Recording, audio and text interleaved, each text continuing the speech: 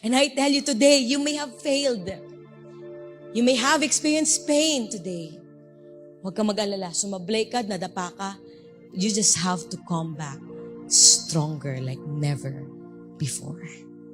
Huwag kang manatili sa pain na nararanasan mo ngayon.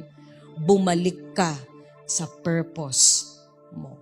Pain does not exempt us to grow. At we will never be exempted in this life's trial. All we just know, pag inalaw tayo ng Diyos, dumaan sa buhay natin, dumaan tayo sa pinaka-biggest pain, balik ka lang sa purpose mo. At kung hindi mo na makita yung purpose mo, at hindi mo na matagpuan yung purpose mo, I tell you, don't find your purpose in this world. Go back and find your purpose to the one who has given you this life and a purpose, and that is no other than Jesus. Lord, hindi ko na alam kung anong purpose ko sa buhay na ito. Wala nang sense, bakit ako nagpapatuloy? Bumalik ka sa Panginoon.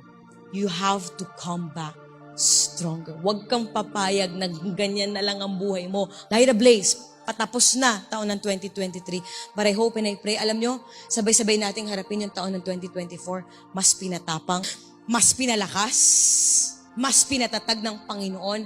Bakit? Kasi bumalik tayo sa purpose ng Diyos sa buhay natin.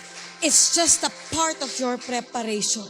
It's just a part of God, how God prepares you for this wonderful story. Akala natin, yun na yung story ni Lord sa atin, pero hindi natin alam, ang napakadaming climax, napakadaming roller coaster ginagawa ng Diyos sa buhay natin. But all we know is, it's always exciting when we have Jesus in our lives.